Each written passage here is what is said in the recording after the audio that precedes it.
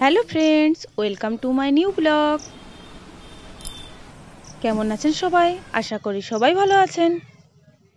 আর আজ আমি বাড়ির পুরনো কতগুলো জিনিস নিয়ে ছোট ছোট ফুলদানি তৈরি করব, যা আপনারা বাচ্চাদের কর্মশিক্ষার পরীক্ষায় তৈরি করে দিতে পারেন, অথবা নিজে ঘরে তৈরি করে সাজিয়েও রাখতে পারেন। আর আমি আজ যেসব জিনিস দিয়ে ফুলদানি তৈরি করব তা আপনারা সহজেই বাড়িতে পেয়ে যাবেন।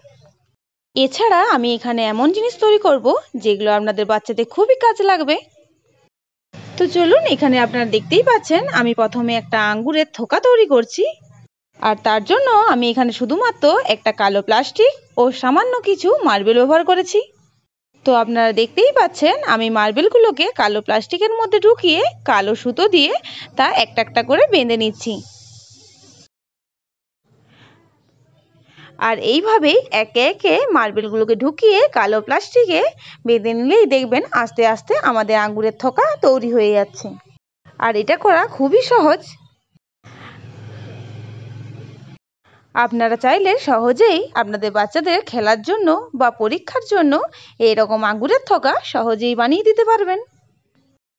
দেখুন, এখানে আমার আঙ্গুরের থোকা তৈরি হয়ে গেছে। আর দেখতেও দেখুন পুরো আঙ্গুরের থোকার মতোই লাগছে। আর দ্বিতীয় যেটা তৈরি করব সেটা হলো ফুলদানির ফুল। তো এখানে আমার পুরনো একটা জামা কাপড়ে হ্যাঙ্গার ভাঙা ছিল, আর কতগুলো এক্সট্রা প্লাস্টিকের ফুল ছিল। তো আজ আমি এখানে ফুলদানির ফুলগুলো এগুলো দিয়ে তৈরি করব। তো এখানে আমি সাদা রঙের শ্যালো টিপ নিয়েছি এবং আস্তে আস্তে পাতা ফুলগুলো ওই হ্যাঙ্গারের সঙ্গে জুড়ে নিয়েছি। আপনারা চাইলে এখানে কোনো গাছের ডালও ব্যবহার করতে পারেন।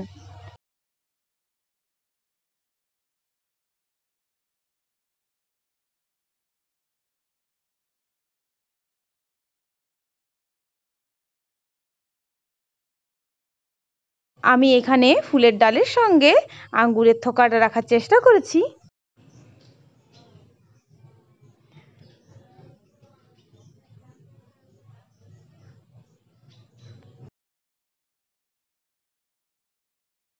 তো চলুন, এবার আমি ফুলদানিটা তৈরি করে নেব। আর যার জন্য আমি একটা নাইসিলের পুরনো পাউডারের ডিবা নিয়েছি, আর সেটাকে আধা কেটে নিয়েছি। আর সিম্পল দেখতে ভালো লাগছিল না, সেই জন্য আমি এখানে একটা স্মাইলের ছবি দিয়েছি।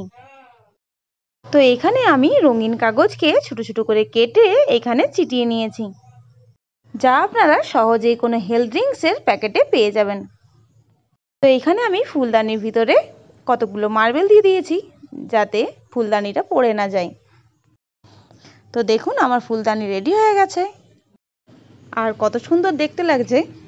আর আমি এরকমই আর একটা বিয়ের কার্ড নিয়ে ফুলদানি বানিয়েছি। তো প্লিজ আপনারা কমেন্ট করে বলবেন কোন ফুলদানিটা বেশি ভালো লাগছে। এছাড়া আপনারা পুরনো পাউডারের ডিবা দিয়ে বাচ্চাদের জন্য কলমদানি বানিয়ে দিতে পারেন, তাতে তারা পেন পেন্সিল এক জায়গাতে রাখতে পারবে। আমার ভিডিওটি ভালো লাগলে প্লিজ লাইক করবেন, চ্যানেলটা প্লিজ সাবস্ক্রাইব করে নেবেন। তো দেখা হচ্ছে পরের ভিডিওতে। Thank you.